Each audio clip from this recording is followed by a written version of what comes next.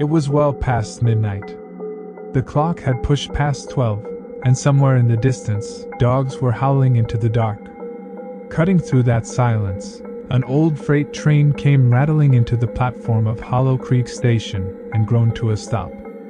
The station was so empty that even the sound of your own breathing felt too loud. Only one passenger stepped off, a man named Sam Carter.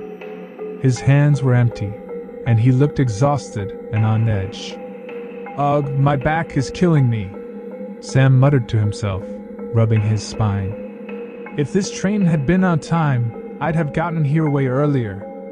As long as this medicine package in my pocket gets delivered safe and sound, I can head home in peace.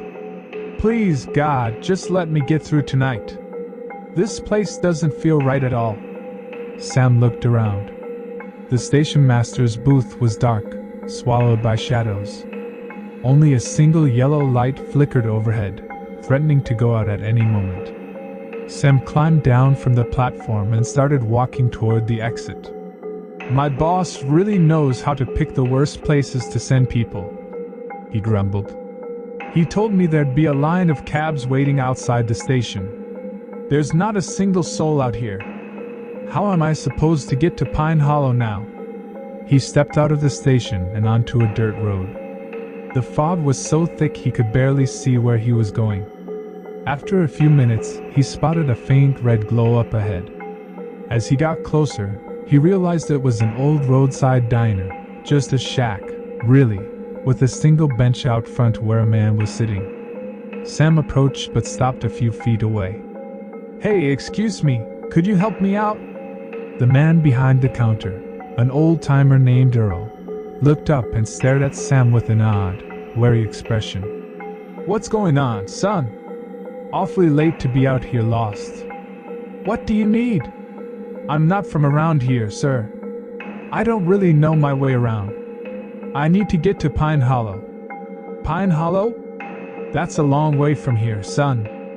And how exactly are you Planning to get there this time of night? The road's no good either.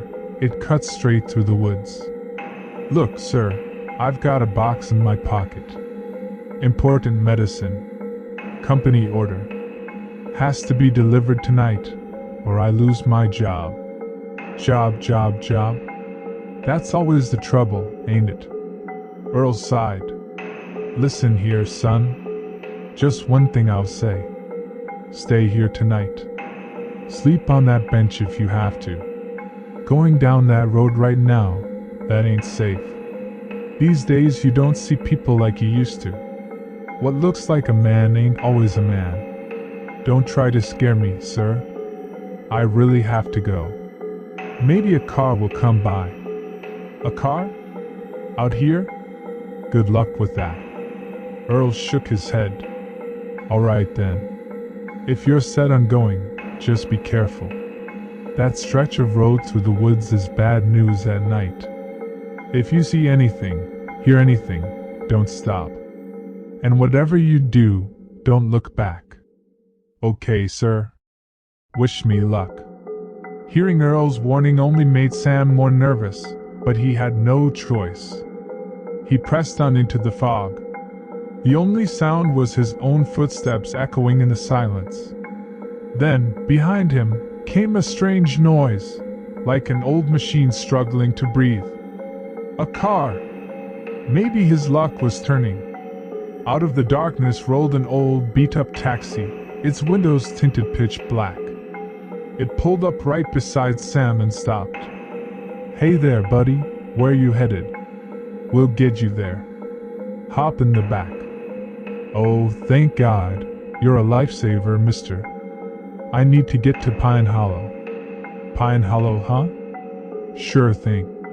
We'll drop you off real nice. Heh. We'll drop you off somewhere you won't ever need to go anywhere else again. Get in." Sam climbed into the back seat, still clutching nothing. The medicine was safe in his jacket pocket.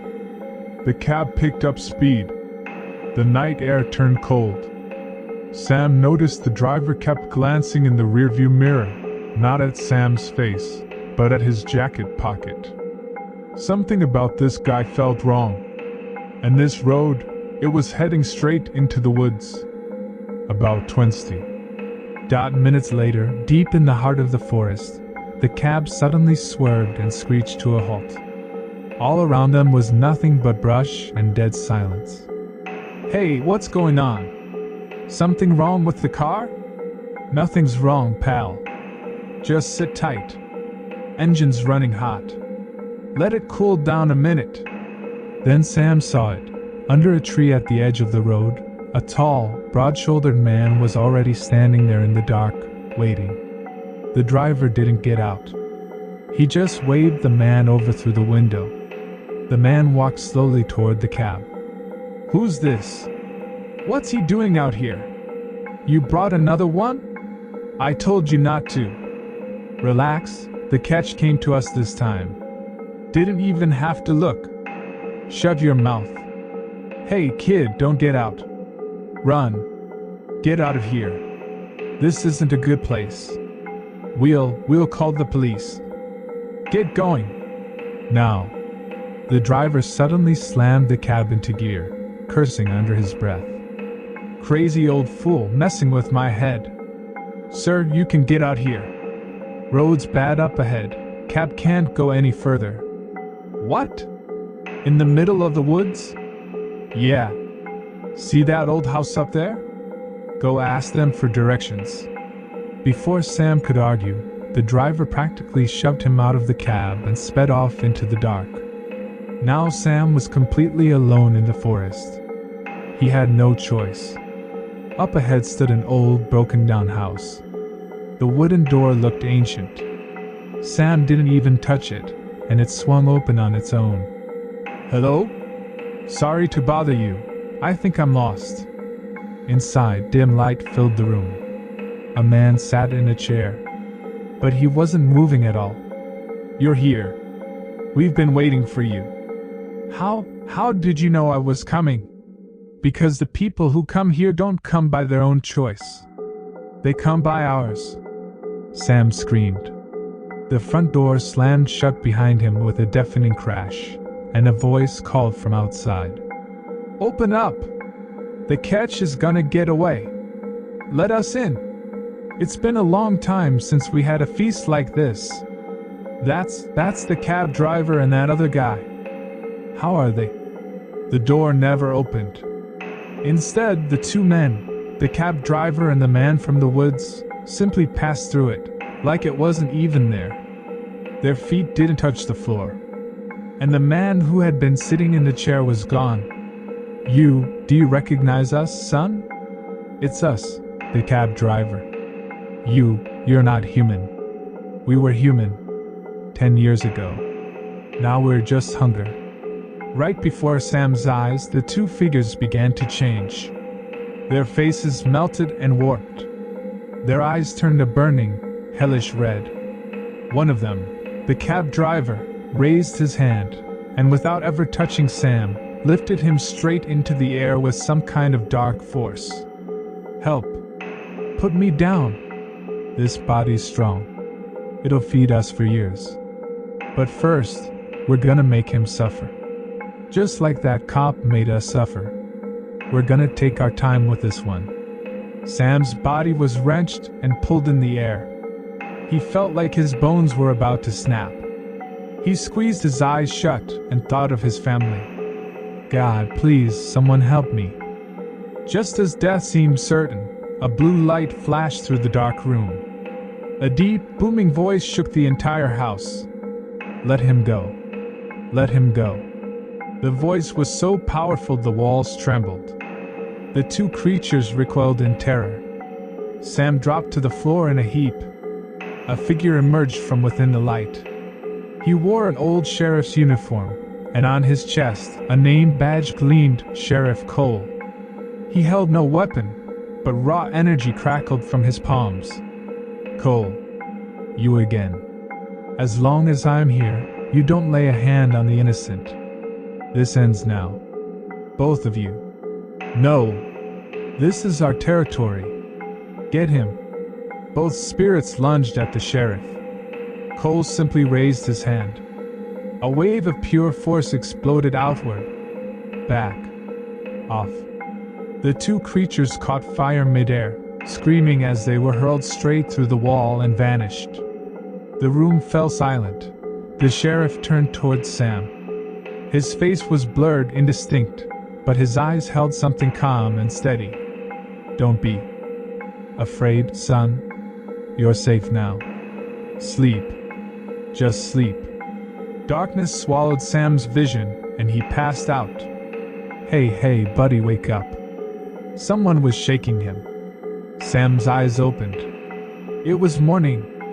He was lying on the same bench outside the diner where he'd first stopped the night before. Earl stood over him, shaking his shoulder. "The cab, the driver, that house, the sheriff. Easy now, son. You were passed out. I found you collapsed out front this morning. Sir, it wasn't a dream.